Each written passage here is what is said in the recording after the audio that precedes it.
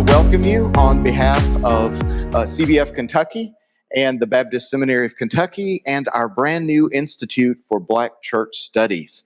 This is actually the first official event of the Institute. So we're so excited and pleased that you are here to be with us. Thank you. Yes, it is a big thing. Yes. I'm David Cassidy. I'm the president at the Baptist Seminary of Kentucky. And I wanted to talk to you just for a moment about the journey that we have been on. A few years ago, Kevin Cosby, who is now a good friend, invited the Baptist Seminary of Kentucky to offer the full Master of Divinity and to be a seminary in black space at the campus of an HBCU. And we said yes. And that has transformed our seminary. It has changed our student body. It has changed our faculty. It has changed our staff. And it has changed our curriculum. Because as we began this journey, we did not know what we did not know. And we still are learning. We are still growing. But we realized that even though the Baptist Seminary of Kentucky really grew out of the white church tradition, that there is a richness to the black church tradition that is only deepening our faith and our community as a seminary of learners. So it's a journey that we are on and are celebrating and are excited about what we're going to learn next. And part of that journey is the formation of the Institute for Black Church Studies. Through a generous grant from the Baugh Foundation, we are able to begin the work of the Institute this year.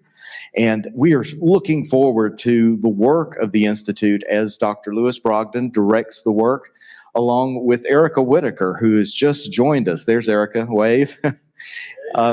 Erica is going to be the she is the associate director now of the Institute. The Institute has two goals. One is to support black church leaders and black churches. They often have not had the same educational opportunities. So we want to lift up the leaders in the black church tradition and equip them and serve them. But the Institute is also here for the white church because we, like BSK, have much to learn. And this is a journey we have to begin, and it's critical that we begin to take the steps down this path. It sometimes can be a hard path. It can be a path that is sobering. It can be a path that is humbling. But hopefully it is a path that draws us nearer to Christ, who we follow along this path. Well, I'm so glad that Dr. Robert P. Jones is with us tonight. We are excited to have him with us. He is the author of White Too Long, The Legacy of White Supremacy in American Christianity. And you may have read his other title as well, The End of White Christian America. There may be a theme that's developing here.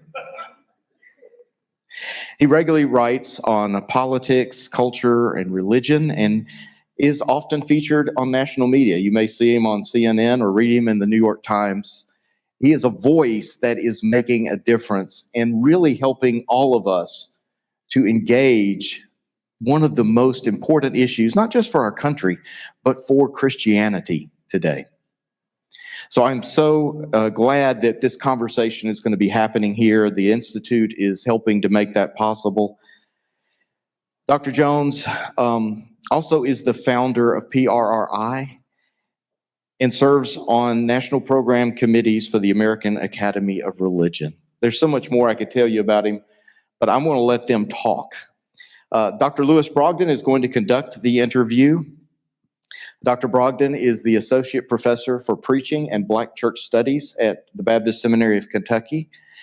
He is also the director for the new Institute for Black Church Studies. And if you were subscribing or following the Courier-Journal, you've seen that he's been very active lately with some really intriguing op-eds to help all of us think more about these important issues. The last thing I will say is that we are live streaming this tonight, so we are excited about the audience that is joining us from afar. But we're also going to be keeping this recording and making it available later for those who would like to share it. And I hope you will share it with others in your congregation, because this is a conversation we all need to be having. Thank you for being here.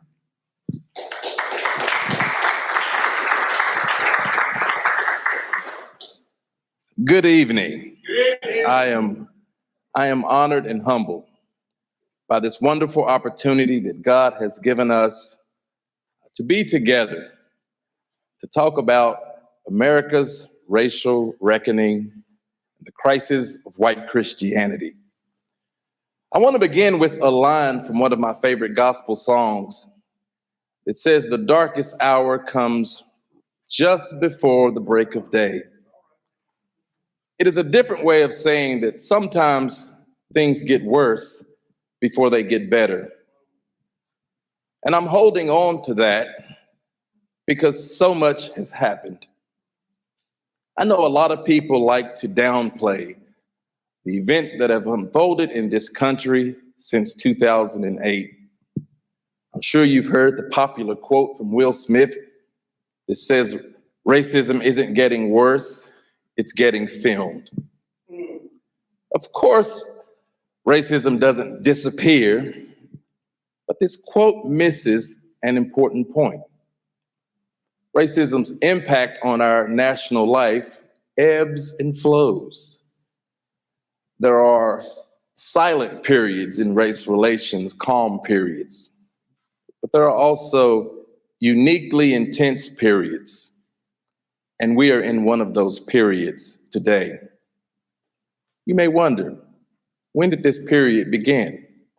I'd like to give you a little history lesson. It started back in 2008 with the election of the first Black president of the United States. The election of Barack Obama was a sign of hope. After all, there was a Black family in the White House. But it was also a cause of great despair, as it has unleashed a now 13-year period of racial backlash, still being felt in the deepest parts of our communities. I'm sure you remember the signs, the t-shirts, the posters, "Keep the White House white," "Spooks are for Halloween, not president." The Tea Party wanted to take their country back. There were marches in cities and communities all across the country by white supremacist groups. Even the vestige of the Jim Crow years, the KKK, came out the closet. I'm sure you remember the thousands of videos on social media of white people expressing animus against Black people with those two familiar terms, "you people." There were popular during Donald Trump's candidacy, many of his big rallies, you would hear the N-word being screamed. And even extreme acts of violence were done during this very, very difficult period. Acts included African Americans being hung from trees. Black people were under attack, and they were not safe. Not even in church, if you recall the tragic events of Mother Emanuel. Countless lives were lost at the hands of white Americans, drunk on the wine of racial hatred. And maybe the worst part of it was the silence from many of our sisters and brothers in the white community, as if all of this was okay. The silence was deafening. The hour truly is dark, but there are signs of hope.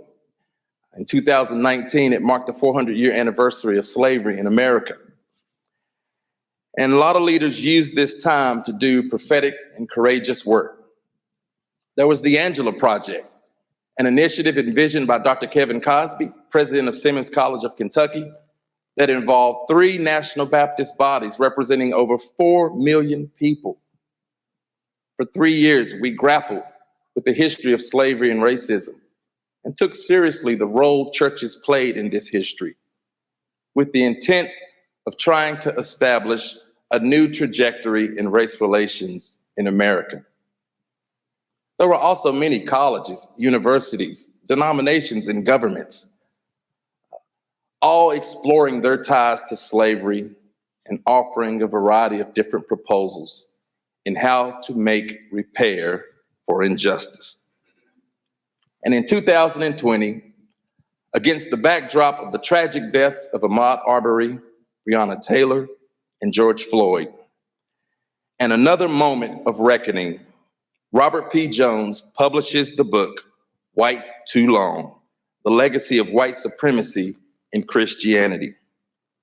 God is raising up leaders like Dr. Jones to help us confront the hard issues that are before us and the opportunities to re-envision and realign the work of our churches around the good news of Jesus and not the idolatry of whiteness. We are fortunate to have a few moments with him tonight. And if you would just for a moment put your hands together as we welcome Dr. Robert Jones.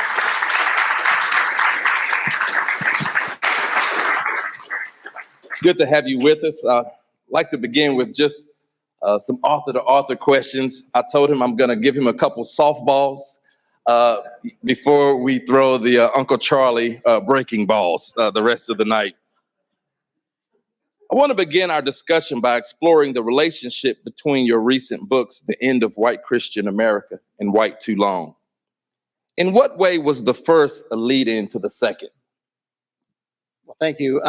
First of all, I should say, I feel like we could just have an altar call and be done. So thank you for that, those amazing opening remarks that really set the stage well, and I think help us bring to mind what we're bringing to this conversation and in these last, now more than a decade, right, of this history that you were tracing. The first book, The End of White Christian America, came out in 2016.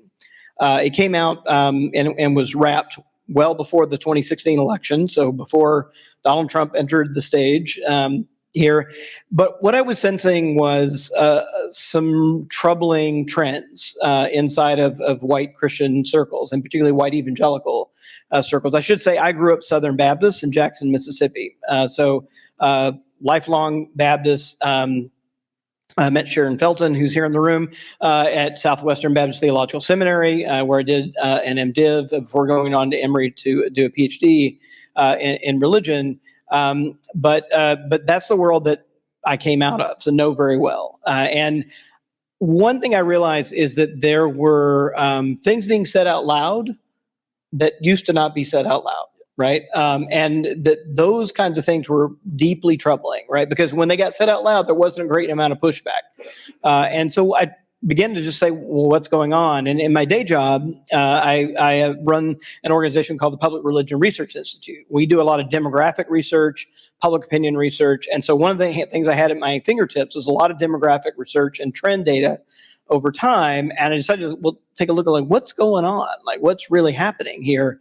And one of the things that I realized is that over this same time period that Barack Obama was president, 2008 to 2016, something extraordinary was happening in the population. And that is, and it didn't get a lot of press. And so part of what the book was about was bringing this to light, is that during our first the presidency of our first African-American president, the country had gone through the sea change. And that is, we had moved from being, demographically speaking, a country that was majority white and Christian to one that was no longer majority white and Christian. So in 2008, the country was 54% white and Christian. If you take all white, non-Hispanic Christians together, they made up 54% of the country. By the time Barack Obama comes out of office, that number dropped to 47%. That number is 44%. Today, right? So it's kind of continued to drop, and that this shift, really, this loss of power, loss of centrality, of being from the center, moving a little to the margins, and the increasing diversity, both religiously, ethnically, and racially, was frankly creating a moment of freakout among white Christians as they felt this world, and I called it White Christian America, this world that they felt like they had built, a kind of ownership of the country was slipping away. So that's really what that book was about. White Too Long is actually a much more personal book. My training's in kind of sociology of religion, so I'm used to writing in kind of a more scholarly tone where they kind of drum out of you first person pronouns, right? But I realized that I couldn't write this book without writing it in a very personal way, that I could pretend like it wasn't personal, but it was going to be personal. So in this book, the first sentence of the book has the word I in it. The last sentence in the book has the word us in it. And it really is me writing, certainly as an academic, but also as a white Christian, right? Reflecting on my own family. A lot of my family stories in this book. My Baptist upbringing in Mississippi is in this book. And it's also kind of bringing to bear where attitudes around racism and particularly systemic racism are among white Christians. So the second book, I think, the first one you can think about is like a 30,000 foot flyover, surveying the landscape, and this last one lands the plane, and I'm down, on the ground in the churches, trying to tell the stories from the bottom up. Thank you. I appreciate the personal tone in the book.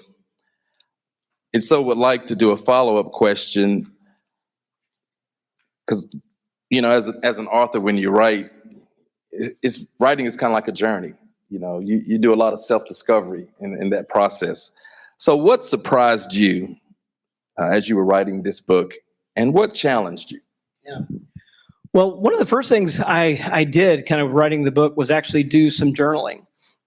Because what I realized is that, and this is the luxury that only those of us who've grown up thinking of ourselves as white have, race wasn't something I thought about a lot growing up, right? And again, I had the luxury of doing that as a white person in Mississippi. But so what I spent some time doing was actually just trying to surface where does even any consciousness of race show up for me as a kid. So I kind of literally just kind of early childhood, elementary school, middle school, high school, college, my early adulthood, and just tried to kind of walk myself through. And I realized that there were all of these things that once I gave myself space and time that came to light, that I just kind of glided right past. Like just a couple of examples of things that kind of really surfaced that were really significant, but I just kind of moved right past it. In 1976, I was in third grade. But that was the year, 22 years after Brown v. Board of Education, that the Jackson, Mississippi public school system finally got around to desegregating the schools. So I remember, and I'm 53 years old, I remember the first African-American kids showing up at my school. Now, what did my church have to say to me about that? Absolutely nothing. Right, so here's this momentous event, 22 years in the making, that changes the social life of our school, right? It's a real transformation. We had first African-American teachers show up as well, and our church said absolutely, utterly silent about this event. And then realizing that I went to public schools, and my high school, that was, by the time it had actually largely succeeded, my high school was about 50% Black, 50% Caucasian, and but what was our high school mascot? We were the Rebels, right? And our mascot was a Confederate colonel, and the band played Dixie when we scored a touchdown, and a cheerleader ran up and down the sidelines with a huge Confederate flag. Like that was our integrated public high school experience, right? And I was largely oblivious to that as a white kid, and again, my church had nothing to say that. So I think just that surprise and realizing how easy it is as someone who grew up kind of white and Christian to just be oblivious, to the ways that things like celebrating enslaving other people and the Confederacy, right, as a regular part, like of pep rallies every week during football season, right, of high school, didn't even register to me growing up. That's so powerful. Last year, I mentioned the deaths of Ahmaud Arbery, Breonna Taylor, and George Floyd, and how it sort of ushered in another moment of reckoning. Like previous moments, whether it was the murder of Emmett Till in the 50s, it exposed the facade of a just society and the lies we tell about ourselves, about the kind of nation that we are and have been. During these moments of reckoning, the truth hurts. You expose one of those lies on page 32. Listen to what Dr. Jones says. Much of the recorded history of slavery, segregation, and racism gives scant treatment to the integral active role that white Christian leaders, institutions, and lay people played in constructing, maintaining, and protecting white supremacy in their communities. My question to you is, how have white Christians responded to talks you give about the book and issues you raise? Because that little piece of truth on page 32, that hurts. Yeah, well, first let me say, back to the personal nature of this book, there were moments when I was digging through the historical material, getting clear about my own family's history, that I just had to step away and take a walk. It was that heavy, right? I couldn't see the screen because I was kind of in tears. I was just in turmoil and would just have to kind of move away from it for a while and come back. So it's heavy, because I think it's so ubiquitous. It's everywhere. I think that's the thing. It wasn't just an isolated incident here, isolated incident there. But to put it this way, if white Christian churches had at any point in American history stood up together and said no to white supremacy, like, we would not have had slavery, we would not have had segregation, we would not have had Jim Crow. All of those things came into being by the blessings of the bankers and the lawyers and the governors and the mayors that served as deacons and Sunday school teachers at Baptist and Methodist and Presbyterian churches all over the country. It reminds me, part of my research was dealing with the history of slavery and reading slave narratives. It was one of the most difficult things I've ever done in my life.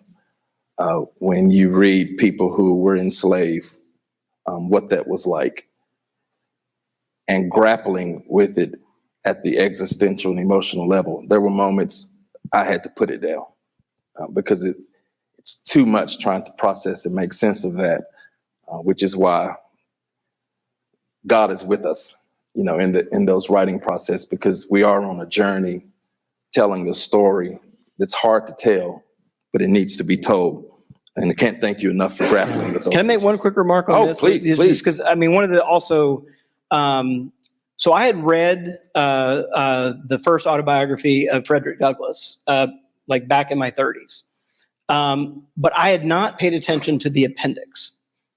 And when I went back this time and reread the narrative and read the appendix, what jumped out to me was his indictment of white Christianity.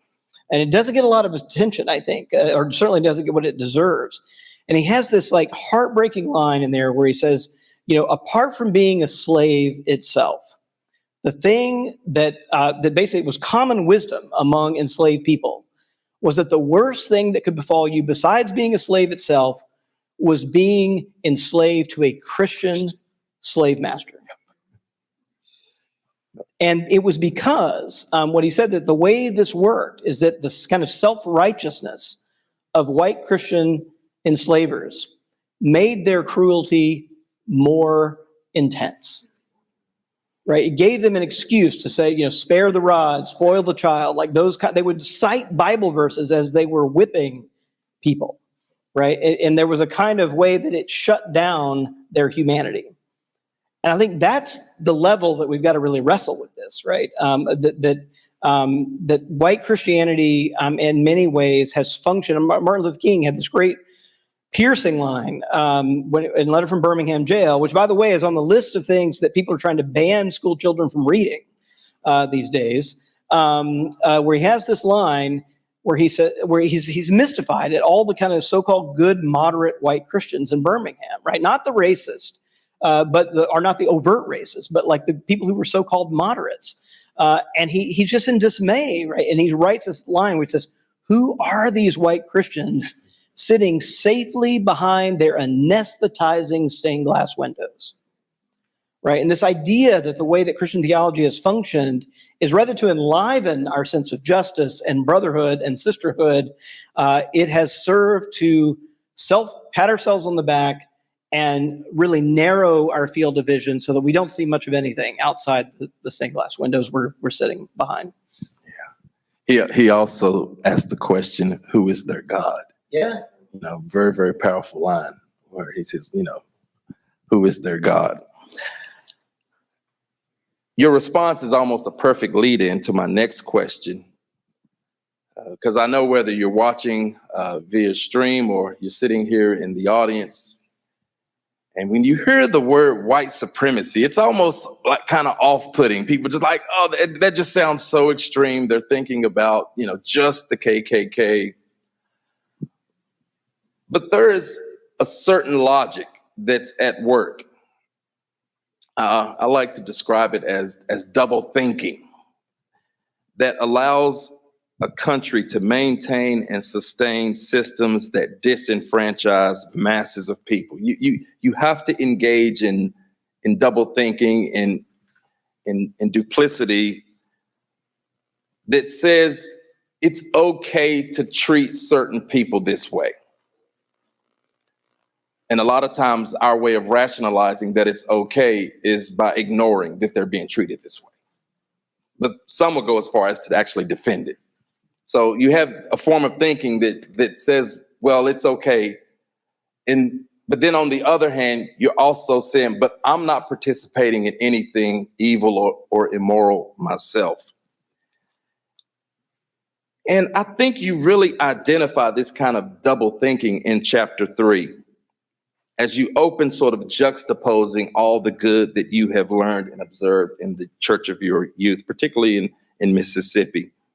But you said on page 74, but I didn't learn much about how my religious tradition, which had undeniably done so much good for so many people, including me, had also been simultaneously entangled in justifying unspeakable racial violence, bigotry, and ongoing indifference to African Americans, to equality and justice. You said, I think the key to understanding this paradox is embodied in 2 words, protection and purity. I'd love to get your thoughts on, as you sort of unpack this. This is the chapter that focus a lot on theology.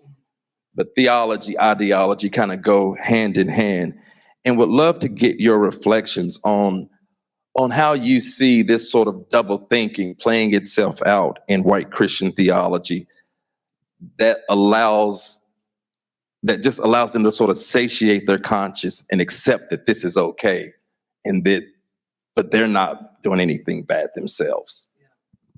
Well, I'll start with white supremacy. It's a tough term, and I actually had some wrestling to do with myself first, and with some editors, and with some friends about whether to put the word white supremacy in the title of the book, right? And the idea was it's going to turn off white readers, right? That was the fear, right? That white people aren't going to read this if it's got the word white supremacy in it. And I just decided there was no other way to do it, right? And I didn't want to engage in euphemisms, and that was the thing we ultimately have to tackle, is white supremacy. Now, what most people, myself included, have historically done, and I would say before I began digging in this book, I mean, I was guilty of this too. When most white people hear the word white supremacy, they immediately conjure up a kind of grainy black and white still photograph of the Klan, right? Burning a cross, but it's like folded and wrinkled, and it's old and faded. And one thing that thing does for us is it gives a referent to the word white supremacy that is very far from us, right? Because most of us have never been to a Klan meeting. Most of us have never experienced anything like this. So if we can make white supremacy about that, it's not about us, right? So I think that's one of the real challenges, is bringing it closer to home. I'm going to borrow from a friend of mine, Eddie Glaude, who's a professor at Princeton, wrote a great book on James Baldwin called Begin Again, James Baldwin's America and its Lessons for Our Own. Highly recommend the book.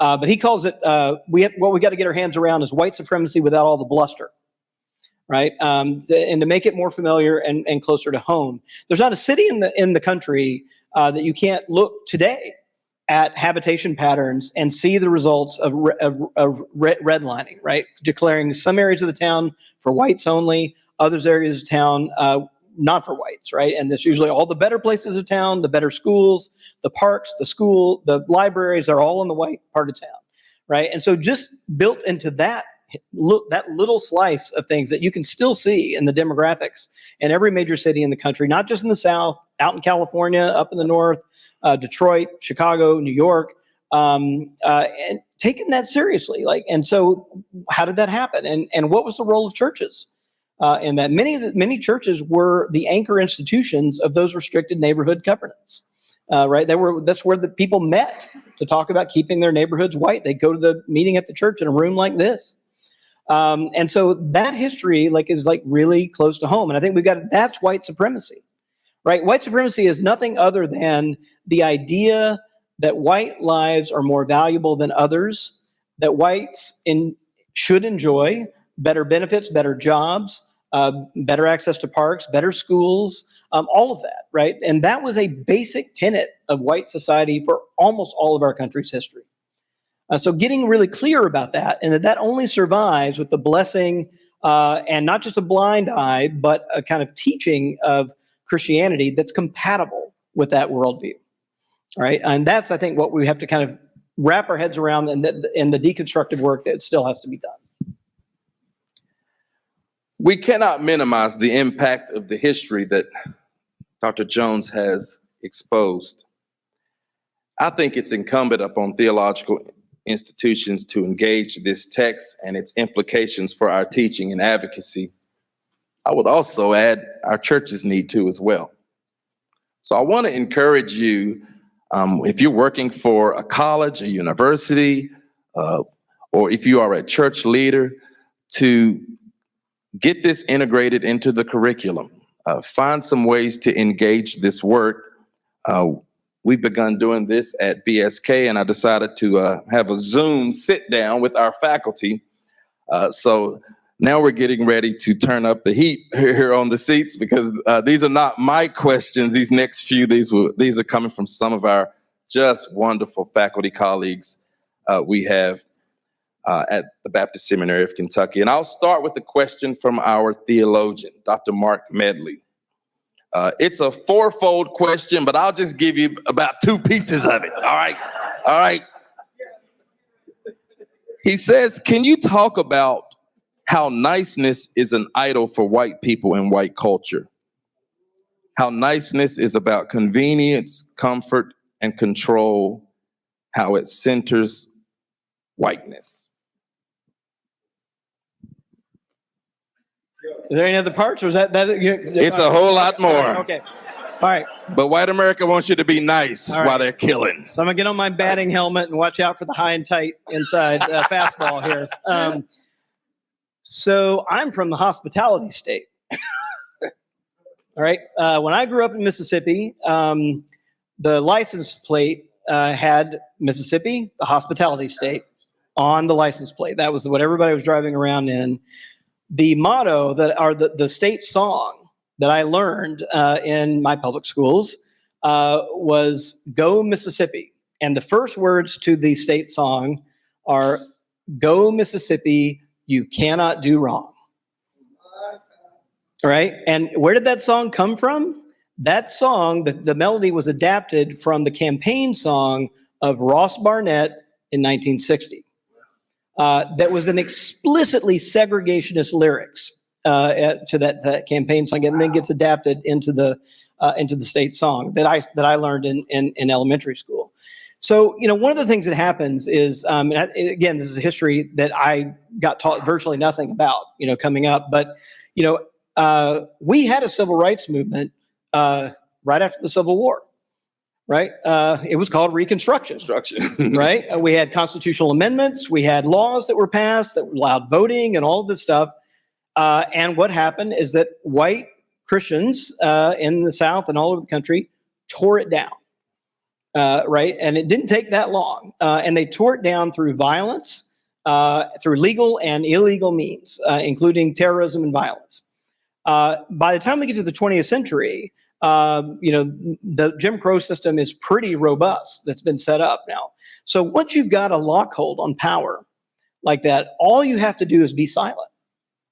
right? So the Christianity I grew up with in the 70s and 80s, right, was still holding on to that power despite the gains in the second civil rights movement in the 1960s and 70s.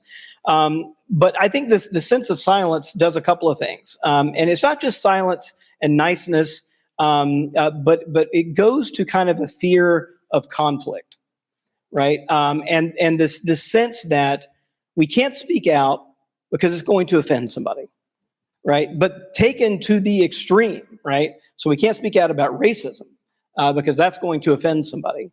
And I think that this has meant the utter silence inside of white Christian churches all the way up, so that we're reaping that harvest today. I say in the book that, look, if you only read denominational statements, you would think that white Christians were on the ramparts and leading the marches in mass for the civil rights movement. But that stuff never made it down to the local level. And my favorite example is not to pick on the Baptists, pick on the Episcopalians for a minute. The Episcopalians are kind of known to be kind of a highbrow, kind of higher educated, respectable denomination. But it's worth remembering that Jefferson Davis and Robert E. Lee were Episcopalians, right? They weren't Baptists, they were Episcopalians.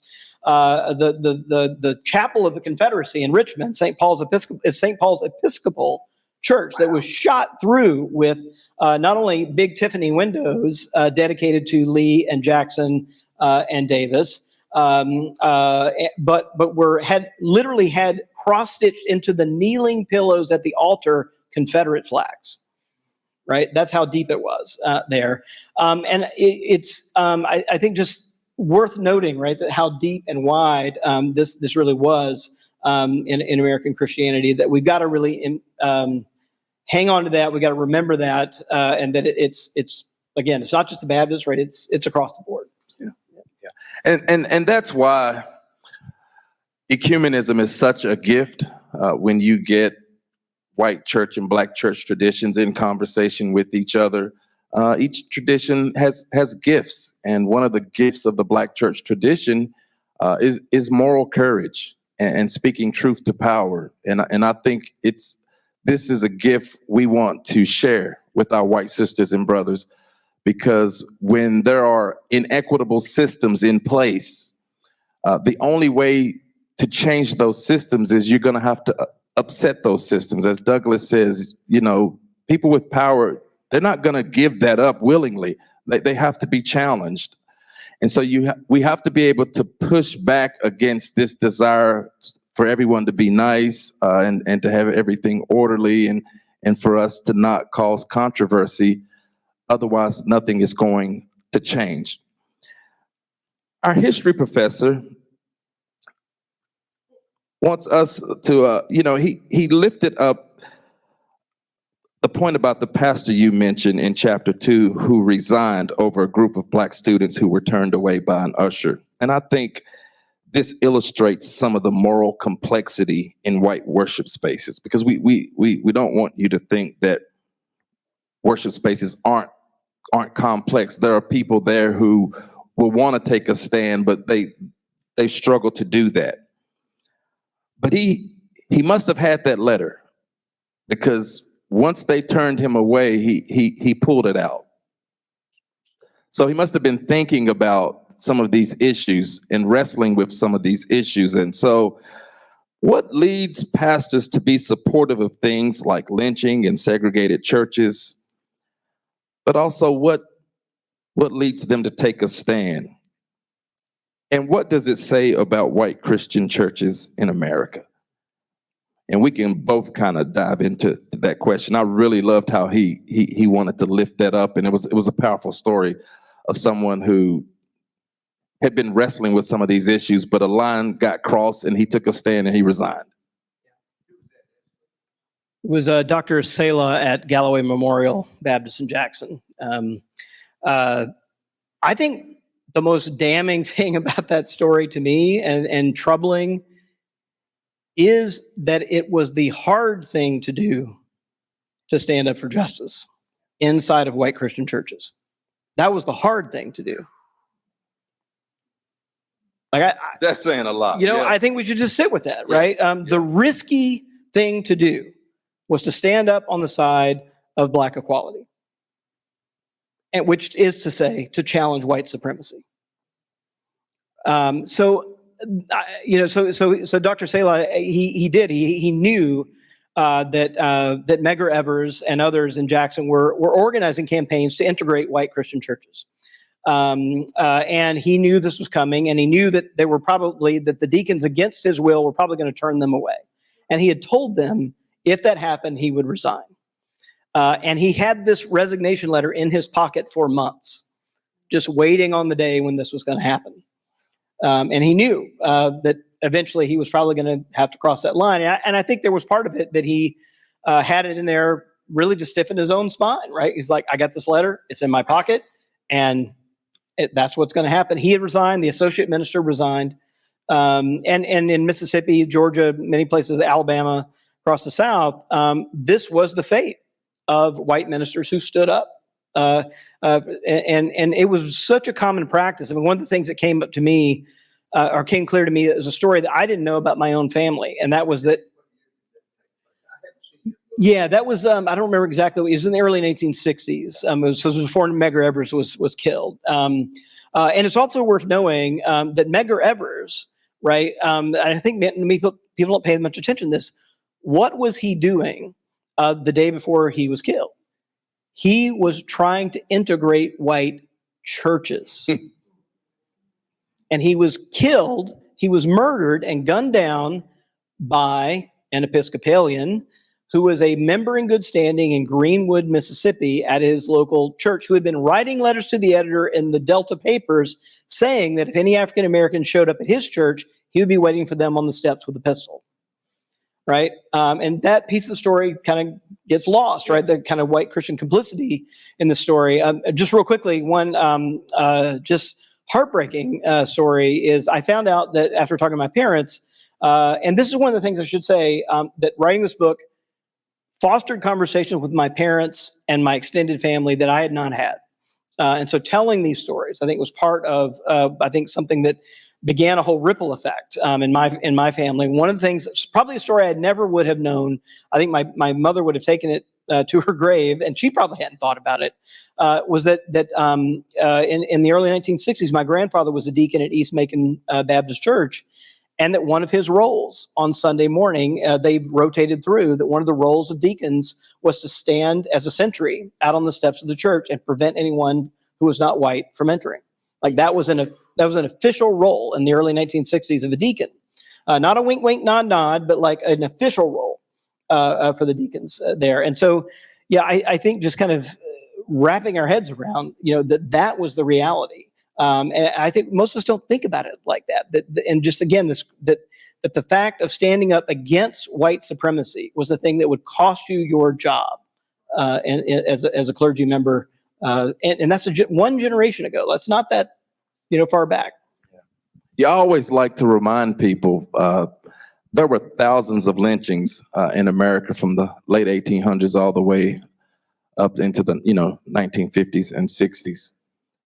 Thousands. And some of these lynchings were attended by thousands upon thousands. They were public spectacles. It was the equivalent of going to a football game, a basketball game. Masses of whites would attend these things.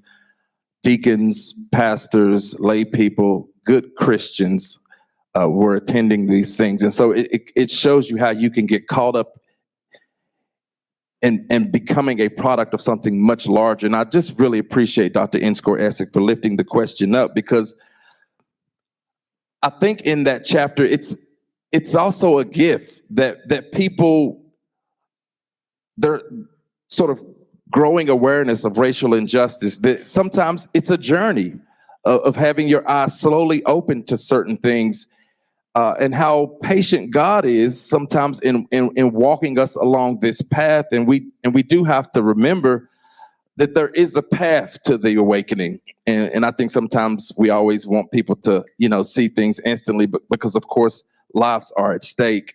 But I really appreciate you lifting up that point. One more question from our faculty. How do white Christians receive the term white? When they hear that word, do they hear it on the individual level, or do they understand whiteness, in a communal, systemic kind of way? Do you have to kind of educate them on that? Yeah, I think most people who, certainly was true for me, don't think about it. They don't think about it that much, right? It's like the default, right? Is the way sort of I grew up thinking about it. Like I said, one of the biggest things I had to do was just raise my own consciousness about race, like it just make it visible in some ways. So I think that's one real challenge there. The other thing I realize is that getting more clarity about that is absolutely key. And one of the things that we're struggling with, and the reason why I called that first book "The End of White Christian America," is because this vision of America as a promised land for European Christians, right, is at the heart of our troubles. It has always been. It is the seed that landed on these shores from Europe, and it is that vision of America as owned by, designed by, ordained by God to be white Christians' private promised land. So that means enslaving other people, wiping out indigenous people is all part of the plan, right? It's not something to bemoan, like it's part of the plan. And getting serious about that's the vision of Christianity we've inherited. And like the KKK, we tend to think about them as just being anti-Black. But the KKK had this very particular Protestant Christian version of America in their sights, right? That's the reason why they were anti-Catholic and anti-Jewish, anti-Semitic, right? Because it didn't fit a Protestant Christian model of America, a white Protestant Christian model of America. So I think getting clear about like that has been at the root of so much of our kind of racist terrorism and really white Christian terrorism in the country has been defending and protecting that view of America. And like we're coming up on Columbus Day, right, on Monday. I just wrote something today about this, and it's up at Religion News Service. And it's Columbus Day, or is it Indigenous Peoples Day? Right? There's 13 states that recognize Indigenous Peoples Day. The federal government only recognizes Columbus Day. And last year, during the presidential campaign, there was a huge kind of divide. It became part of the drama. Where President Biden issued a proclamation recognizing Indigenous Peoples Day, hosted 2 Native American congresswomen, and had several other tribal leaders in a virtual celebration. President Trump in Muskogee, Michigan, which that word is a Native American word, right, mocks that and says, "Not while I'm president, right? Will we have Indigenous Peoples Day?" And the crowd's like cheering and going absolutely wild. Talked about Biden as attacking Christopher Columbus, but then ends with saying the people on the radical left are going to eradicate our heritage, right? And if you just slow the tape down and you kind of interrogate who's our in that sentence, right? Whose heritage is he talking about? He's talking about white Christian America. Right, and that's really, I think, what made him make America great again. He had on that red hat when he said that, right, in the crowd. I mean, that's what that really means, and we've just got to get clear about that. And if that's not something we're okay with, we've got to stand up against it. Yes, thank you for saying that. Well, as we prepare to end our time, I'd like to jump to some things you said in the last chapter. You said on page 224, even after the last white American who grew up in Jim Crow America has died, the legacy of white supremacy will survive because after hundreds of years of nurturing and reinforcement, it has become part of our culture and institutions. Sometimes it lies dormant, but until it is excised, it remains potentially active in overt and subtle ways. Listen to this. If we get past denial, if we get past magical thinking that time will settle our moral obligation for us, the next challenge for white Christians today is to deal with the paralyzing notion that the weight of this history is so enormous that meaningful action is impossible. You said on 232, but another important consideration, and one that we white Christians have given very little thought to, is the ways in which our complicity in this history and our unwillingness to face it have warped our own identities. This reminds me of something Jennifer Richardson at Yale University wrote in The Atlantic when she talked about the mythology of racial progress. We can't get anywhere with race because of all of these myths we believe. Oh, it'll eventually work itself out. Two-part question. Why is it critical to move beyond these mythologies if we're ever going to do reparative work for the legacy of slavery and racism? And the second question is, why is this work vital for the future of white Christian churches? Because to me, a part of the work we have to take up is helping people in our churches to recapture their humanity, because you lose your humanity participating in oppressing other people. And so we're going to have to help uncover, to help people discover and to connect with their humanity, which I think there are salvific implications for that as well. So I would love to get your thoughts on why we've got to move past those mythologies and why is this so important? Well, let me just say amen to that. We've had a lot of African-American prophets tell us white people exactly that, right? You are not just oppressing us, you are disfiguring yourself, right? There is no way, right? We're not created that way, right? That we can be healthy people in right relationship with God while oppressing other people. Like, it's just not possible. So I think the terrifying question that white Christians really have to ask ourselves, that we white Christians have to ask ourselves is, what do we do? Like, what do we do with this faith, right, that has for centuries been made compatible with white supremacy? Like that has, it's sort of like a vine, right, that has, there's kind of been this immovable kind of center pole of white supremacy. And because that has been the unquestioned thing, white Christianity, white theology, white liturgy, white hymnody has grown up around that pole, right? But it has determined the shape of those things. So what do we do? How do we begin? I think that's the work. And it's going to be a multi-generational process, right, to undo these centuries of things. But here's the thing, and I'm going to talk a little bit about this in the worship tonight, but I write at the end of the book, and I kind of get some pushback on this, but I actually believe it's true. I think white Christians have more at stake in sorting this out than anybody else. We certainly have reparative work that needs to be done. We have work to repair the damage, to mend the relationships, but it's not just an altruistic project, right? We've got to sort of figure out, like, how do we hand down a less disfigured faith to our kids and our grandchildren? And at the end of the day, that's where I end up is like, I realize that the job of every generation is to take what you receive and to be faithful. Means not just sort of passing it down without thinking, but to really do the work, right, of kind of taking out the stuff that's wrong and handing down something better to the next generation. And I think for too long, we've been sort of backward facing and kind of defensive and feeling like, well, we can't defame our ancestors. Right, we got to be loyal to our ancestors. But I think we're at a moment, and was where you began, with a moment of reckoning here. And one of the things that I hope is kind of getting clear for us, we white Christians, is that we can be loyal to our ancestors or we can be loyal to our kids and grandchildren, but we cannot do both. Right, we've got to choose.